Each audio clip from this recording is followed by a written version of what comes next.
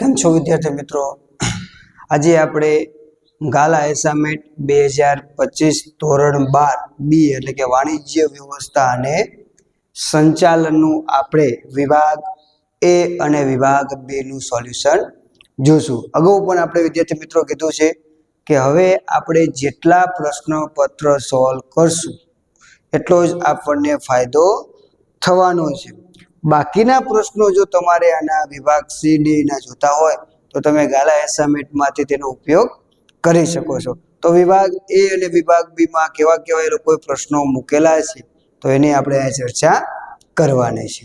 તો આપણે જાણ્યું છે કે વિભાગ એ જે છે એ વિકલ્પવાળો છે અને કેટલા ગુણનો છે વિદ્યાર્થી મિત્રો? આપણને 20 ગુણનો પ્રશ્ન આપણને પૂછાવાનો છે. એટલે આપણા માટે આ વિભાગ ખૂબ જ મહત્વનો બની જાય છે. તો પહેલું જ છે ઉચ્ચ સપાટી સંચાલનમાં કોનો સમાવેશ થાય છે? તો મગજમાં જવાબ આપણને યાદ આવી જવો જોઈએ કે ઉચ્ચ સપાટી સંચાલનમાં કોનો સમાવેશ થાય છે. તો એ નિષ્ણાંતો, બી કામદારો, જનરલ મેનેજર કે ખાતાવાર અધિકારીઓનો. તો ઉચ્ચ સપાટી સંચાલકમાં કોનો સમાવેશ થાય?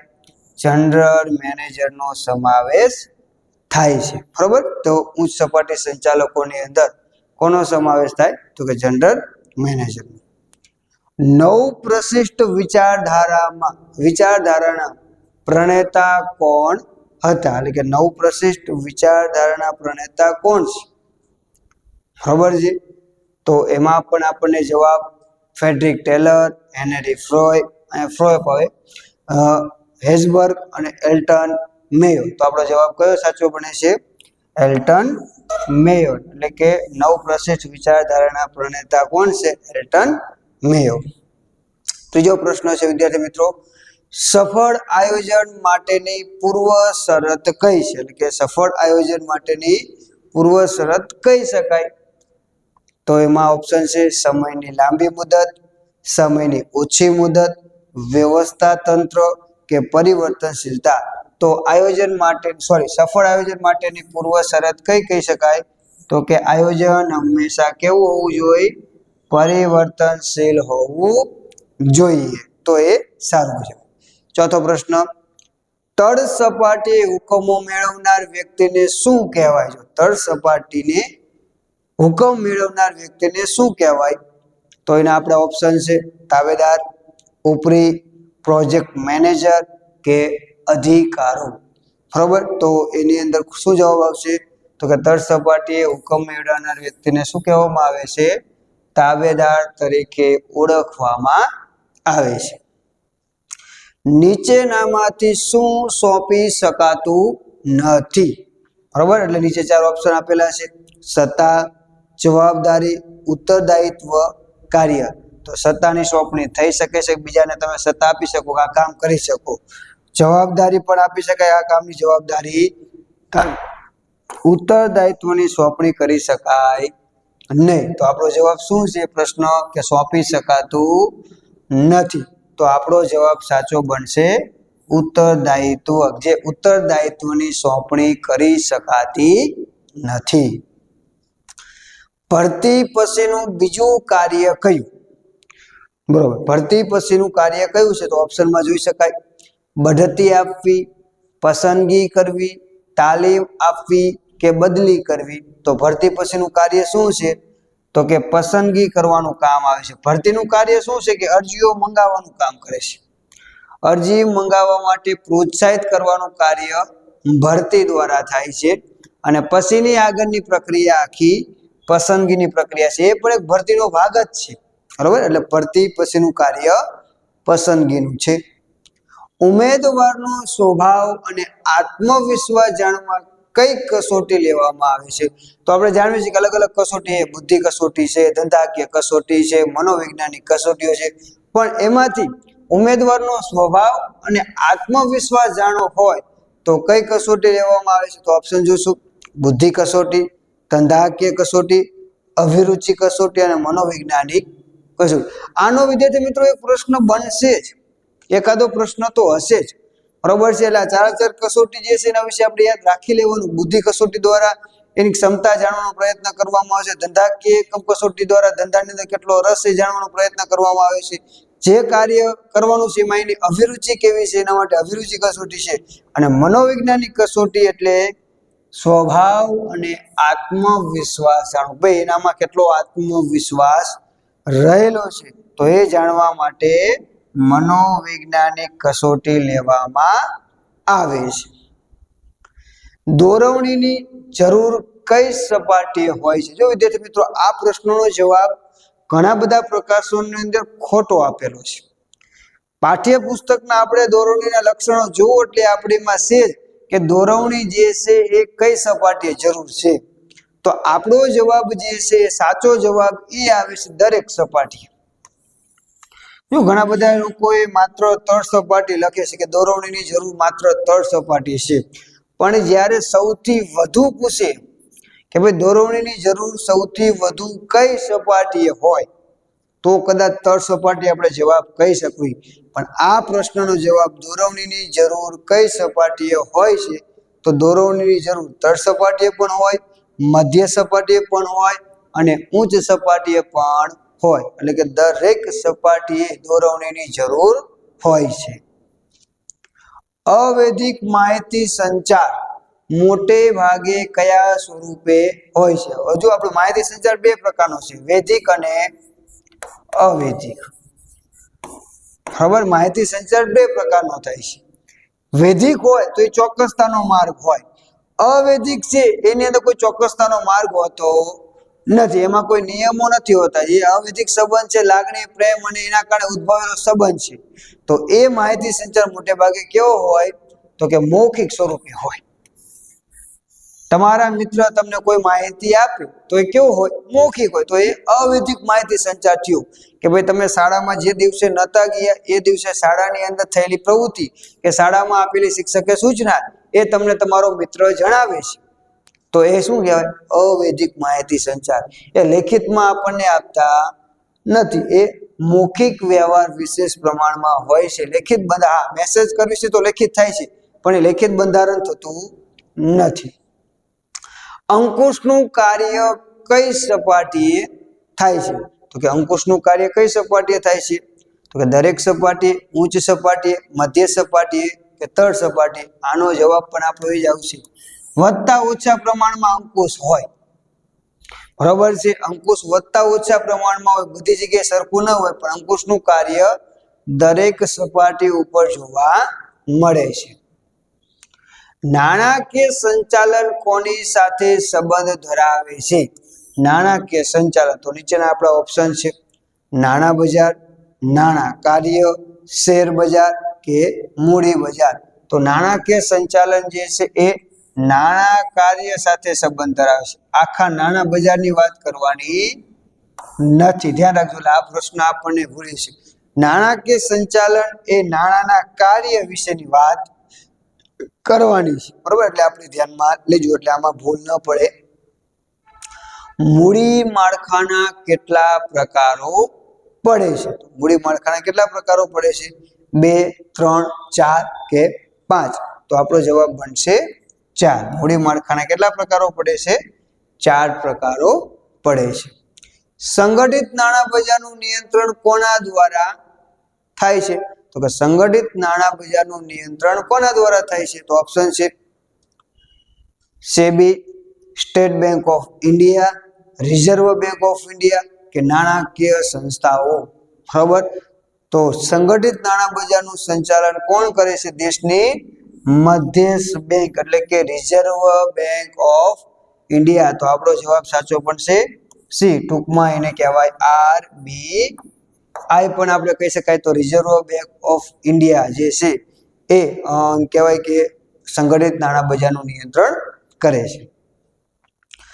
નવી બહાર પાડવામાં આવતી જામીનગીરીઓના વેચાણનું બજાર એટલે શું? તો નવી જામીનગીરીની વાત કરેલી છે, બરોબર? તો એનું બજાર એટલે શેર બજાર, પ્રાથમિક બજાર, ગૌણ બજાર કે સટ્ટા બજાર. તો જ્યારે બજારમાં નવી જામીનગીરી હોય એ ક્યાં મૂકવામાં આવે છે?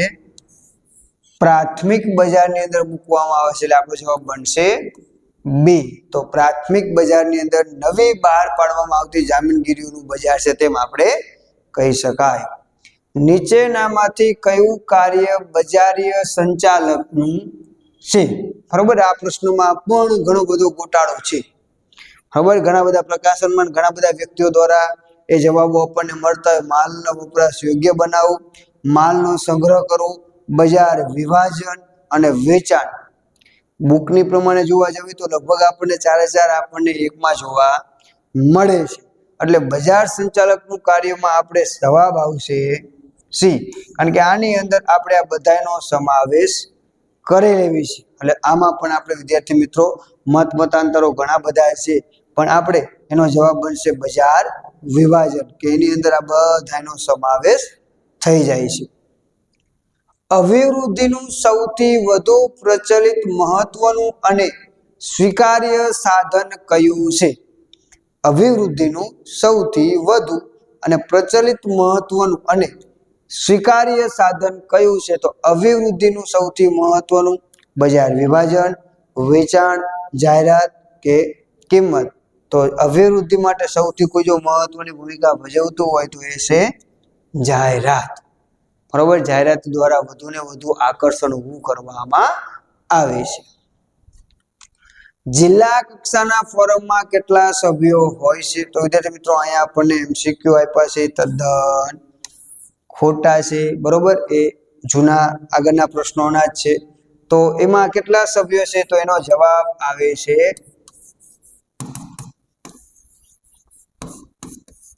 ઓછામાં ઓછા 3, એટલે કે ઓછામાં ઓછા 3 હોવા જોઈએ. જિલ્લા કક્ષાના ફોરમ માટે 3, ત્યારબાદ રાજ્ય કક્ષાની અંદર 3 અને રાષ્ટ્રીય કક્ષાએ 5, એમાં 1 મહિલા હોવી જરૂરી છે. બરોબર, એટલે આપણે ધ્યાન રાખશું. આનો જવાબ બનશે ઓછામાં ઓછા 3. કેટલા સભ્યો હોવા જોઈએ? તો કે ઓછામાં ઓછા 3 સભ્યો હોવા જોઈએ. બરોબર, એ આનો જવાબ આવશે. દર વર્ષે આંતરરાષ્ટ્રીય ગ્રાહક સુરક્ષા દિવસ, આંતરરાષ્ટ્રીય ગ્રાહક સુરક્ષા દિવસ ક્યારે ઉજવવામાં આવે છે? ક્યારે કીધું છે? આંતરરાષ્ટ્રીયની વાત કરવામાં આવી છે. તો એ મુજબ 15મી માર્ચ, 15મી જુલાઈ, 15મી ઓગસ્ટ કે 15મી ડિસેમ્બર. તો હવે આપણને મહિનો યાદ હોય તો ખબર પડે, તારીખ યાદ હોય તો ભેગું થાય એવું નથી. તો આપણો જવાબ બનશે બોર્ડની પરીક્ષા માર્ચ મહિનામાં છે તો આપણે માર્ચ મહિનો યાદ રાખવાનો. ભલે આ વખતે ફેબ્રુઆરીમાં છે, પણ મોટે ભાગે બોર્ડની પરીક્ષાની શરૂઆત માર્ચ મહિનામાં થતી હોય છે. વાલીપણાનો સિદ્ધાંત કોણે આપ્યો છે? તો આપણા ગુજરાતના વાલી એટલે ગાંધીજી. તો ગાંધી યાદ રાખવાના. બરોબર, વાલીપણાનો સિદ્ધાંત કોને આપ્યો છે? તો કે આપણી નોટોમાં જેનો ફોટો છે એને વાલીપણાનો સિદ્ધાંત આપેલો છે. તો એ છે ગાંધીજી. બરોબર, ગાંધીજીએ વાલીપણાનો સિદ્ધાંત આપેલો છે. સમગ્ર વિશ્વ ધંધા ઉદ્યોગનો વિકાસ થાય તે માટે કઈ વૈશ્વિક ધોરણે શાની રચના થઈ? એટલે કે સમગ્ર વિશ્વની અંદર વિકાસ થાય એના માટે એક સંસ્થાની રચના થઈ. એ સંસ્થાનું નામ શું છે? ફેમા, ફેરા, WTO કે ગેટ? બરોબર, તો એમાં જવાબ આપણે આવશે WTO, જેની સ્થાપના 1/1/1995 થઈ. જ્યારથી જ આપણે ભારત દેશ એની સાથે સભ્ય બનેલું છે, જેનું પૂરું નામ છે વિશ્વ વ્યાપાર સંગઠન, વર્લ્ડ ટ્રેડ ઓર્ગેનાઇઝેશન, એવું એનું પૂરું નામ છે. બરોબર, તો એ રીતનો પણ પ્રશ્ન એમાં આવી શક્યો. ત્યારબાદ વિદ્યાર્થી મિત્રો આપણે વિભાગ બી 21 થી 30 પ્રશ્નો પૂછવાના છે, જેનો ગુણભાર છે 10. તો 20 ગુણ આપણા આ અને 10 ગુણ આ, 30% આપણને જે પૂછાવાનું છે ઓબ્જેક્ટિવ આ છે. આમાં જેટલા વિદ્યાર્થીઓ માર્ક વધુ લાવશો એટલું તમારું સ્કોરિંગ વધુ સારું બનશે. બરોબર છે. આમાં જો તમારું માર્કિંગ ઘટ્યું તો તમારું સ્કોરિંગ જે છે ક્યાંક ને ક્યાંક ઓછું થશે. તો એ ખાસ ધ્યાનમાં લેવું. તો પહેલું છે MBA નું પૂરું નામ જણાવો. તો MBA ના પૂરું નામ master of business administration, administrator એવું કહી શકાય. MBA નું પૂરું નામ છે.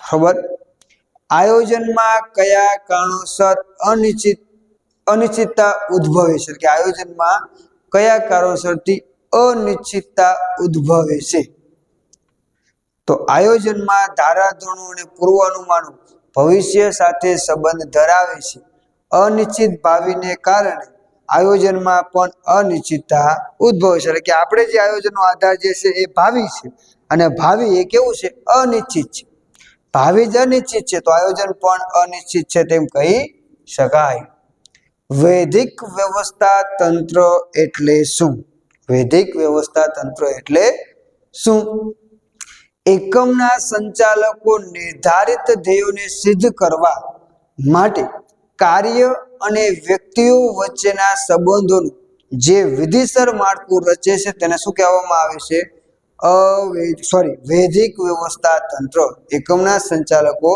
નિર્ધારિત ધ્યેયોને સિદ્ધ કરવા માટે એટલે કે નિર્ધારિત હેતુને સિદ્ધ કરવા માટે વ્યક્તિઓ વચ્ચેના સંબંધોનું જે વિધિસર માળખું રચાય છે તો તેને વૈદિક વ્યવસ્થા તંત્ર તરીકે ઓળખી શકાય ત્યારબાદ ઉત્તરદાયિત્વ કોને કહેવાય અગાઉ જ આપણે વાત કરી તાબેદાર દ્વારા થયેલા કાર્યોનો ઉત્તર આપવા તરતનો ઉપરી અધિકારી જવાબદાર હોય તો તેને ઉત્તરદાયિત્વ કહી શકાય એટલે ઉપરી અધિકારી જવાબદાર છે અને એનો જવાબ આપે તો એ ઉત્તરદાયિત્વ કહેવાય ભરતી માટેના કારણો જણાવો કે ભાઈ કંપનીમાં કે એકમમાં ભરતી કયા કયા કારણોથી કરો આ બે ગુણમાં પણ પ્રશ્ન પૂછાયેલો છે નવું એકમ સ્થપાય ત્યારે ભરતી કરવામાં આવે છે ચાલુ એકમનો વિકાસ થાય ત્યારે પણ ભરતી કરવામાં આવે છે કર્મચારી રાજીનામું આપે ત્યારે પણ ભરતી કરવામાં આવે છે અને કર્મચારી મૃત્યુ થાય અથવા તો નિવૃત્ત પામે તો એવા સંજોગોમાં એ જગ્યા ખાલી પડે છે તો ત્યારે પણ ભરતી કરવામાં આવે છે નિરીક્ષણનો અર્થ આપો નિરીક્ષણ એટલે એવું કાર્ય જેના દ્વારા યોજના અને સૂચનાઓ મુજબ કાર્ય થઈ રહ્યું છે કે નહીં તેની ખાતરી મળે છે નિરીક્ષણનું કાર્ય શું છે તો કે એવું કાર્ય કે જેના દ્વારા યોજના અને સૂચનાઓ મુજબ કાર્ય થઈ રહ્યું છે તેની ખાતરી મળે છે શેર હોલ્ડરોને ડિવિડન્ડ કયા સ્વરૂપે ચૂકવી શકાય તો શેર હોલ્ડરોને કંપની ધારા નિયમ પ્રમાણે કાં તો રોકડ અથવા તો ચેક સ્વરૂપે ચૂકવી શકાય છે એવું કંપની ધારા પ્રમાણે કહી શકાય ભારતની પ્રથમ ડિપોઝિટરી કઈ છે પ્રથમ ડિપોઝિટરી કઈ છે તો કે જેને ટૂંકમાં આપણે NSDL તરીકે ઓળખવી છે ભારતની પ્રથમ depository national securities depository limited એવું એનું પૂરું નામ છે તમને કદાચ આનું પૂરું નામ પણ પૂછી લે કે NSDL નું પૂરું નામ જણાવો બરોબર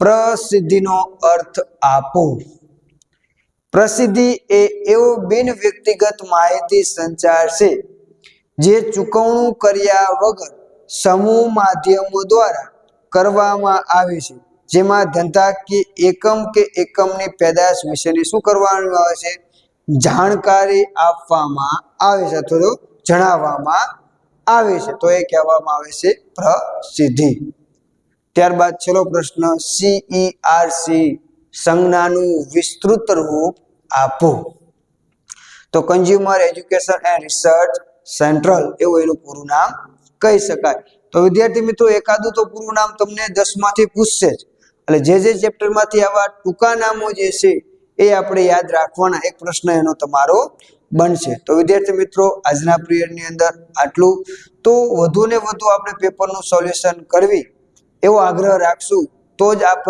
આપણનો આગળ વધુ માર્ક માટે પુરવાર થશે એટલે પ્રશ્નો કઈ રીતના પૂછાય છે એ પ્રશ્નના જવાબો કયા આવે છે એના ઉપર આપણે ખાસ ધ્યાન આપવાનું છે થેન્ક યુ